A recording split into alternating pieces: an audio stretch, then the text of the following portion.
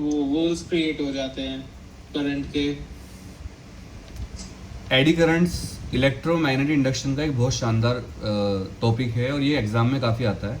हालांकि eddy currents को बाद में सिलेबस से हटा दिया गया, बट इसको इनडायरेक्टली पूछा जाता है अभी। तो आप मेरे बेटा पार के बच्चे हो और आपको मैं हर वो क्वेश्चन करवाना चाहता हूँ जो आपके एग्जाम में आ सकता है। एक बच्चे का हाथ खड़ा हुआ है, Abhishek SJ, what are eddy currents, बताओ। Sir, eddy current are circulating loops of electric current induced by one piece of conductors when they are subjected to a changed magnetic field.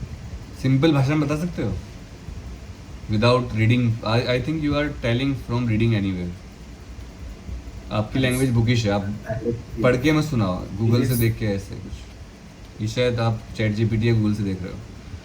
जादू बताएगा व्हाट आर एडी करंट्स। अच्छा, अमितेश दास, camera on कर लीजिए सब बच्चे अपना, camera आपका on है। डेफिनेशन नहीं पता, मतलब सिंपल वैसे पता है कि ये वर्ल्स क्रिएट हो जाते हैं करंट के जो कंडक्टर पे, वो एक शीट जैसा होता है ट्रांसफार्मर के उसमें। देखो सब बच्चे ध्यान से देखो, एग्जाम में फिजिक्स को आप रट नहीं सकते हो जैसे कुछ बच्चे क्या रट लेते हैं। अब मान लेते हैं, एक चीज़ दिखा रहा हूँ मैं आपको, देखो ये फ़ोन है मेरे हाथ में, इसको आप एक मेटल की शीट मान लो, मेटल की शीट मान लिया, और ये मेरे दो हाथ है, ये नॉर्थ और साउथ मैग्नेट के पोल है।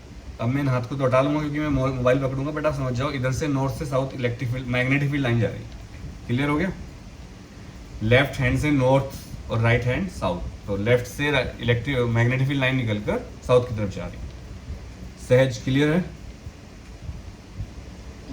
Yes sir. तो अब क्या होगा, देखो इस कॉइल को ध्यान से, ये कॉइल एक शीट है मेटल की, मेटल की होनी चाहिए लेकिन लकड़ी की नहीं, प्लास्टिक की नहीं, मेटल।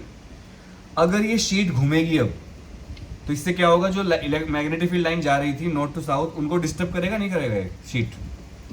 Yes sir.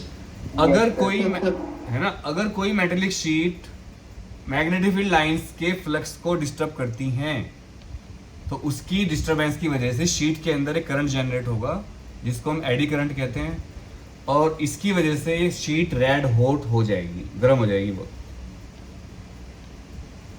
और दुनिया भर के साइंटिस्ट इसी कोशिश में लगे रहते हैं कि एडी करंट्स को कैसे कम करें।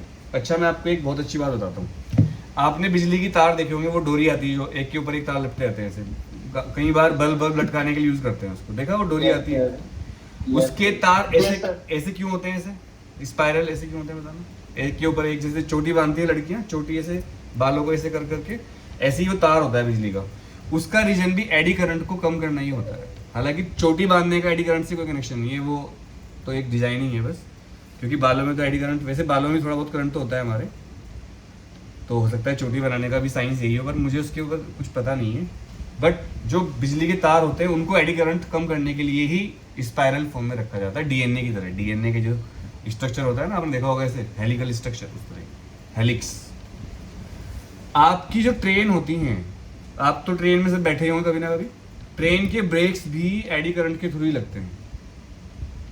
और जब कोविड आया था तो बहुत सारी डेड बॉडीज को जलाते थे बाय इलेक्ट्रिक फर्नेसेस, आपने सुना होगा इलेक्ट्रिक क्रिमिनेशन सेंटर।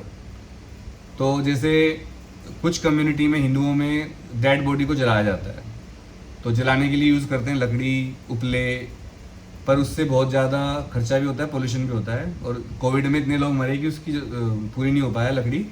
तो फिर साइंटिस्ट ने बनाई इलेक्ट्रिकल क्रिमिनेशन सेंटर, मतलब एक गुफा टाइप जगह, उसमें एक मेटल की शीट के ऊपर डेड बॉडी को रखा और डेड बॉडी को अंदर किया और मैग्नेटिक फील्ड लगा दिया बहुत स्ट्रॉन्ग, और मैग्नेटिक फील्ड को वेरी कर दिया, और वो जो प्लेट थी जिसके ऊपर डेड बॉडी रखी हुई थी, वो प्लेट गर्म हो गई और डेड बॉडी जल गई।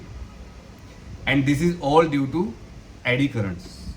और सुनो, आप कभी ट्रांसफार्मर के पास खड़े हो ना, हाथ मत लगाना, मतलब पास को खड़े हो जाना सुबह के टाइम या लेट नाइट 12-1 बजे, जब सब शांत हो जाए, तो आपको एक हमिंग वॉइस आएगी उसमें से, इस टाइप की आवाज़।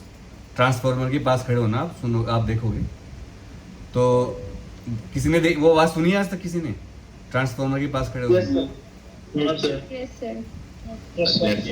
सर। पहली लड़की साक्षी है जिसने बोला मैंने सुनी, क्योंकि लड़कियां इस तरह की चीजें देखती व्यक्ति नहीं है फालतू की। हमें बिजली से मतलब है, हम आवाज से कोई मतलब नहीं है, हम ट्रांसफार्मर के पास क्यों खड़े होंगे? साक्षी बताना आपने कहाँ सुनी आवाज?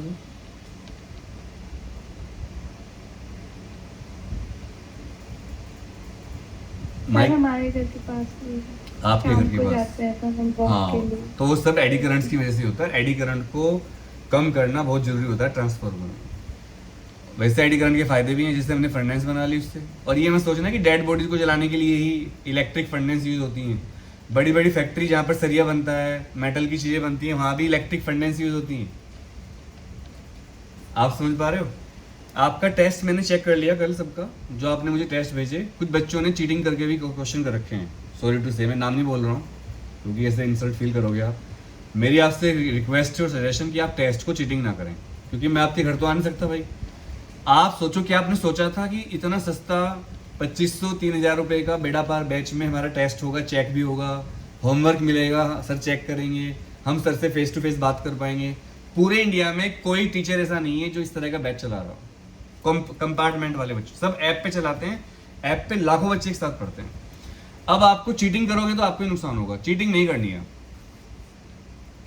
एक बार सब बच्चे माइक ऑन करके बोलो, सर चीटिंग नहीं करेंगे आज की बार। सब बोलो। मैं आपकी चीटिंग नहीं करेंगे आज के बाद। चीटिंग नहीं करेंगे आज के बाद।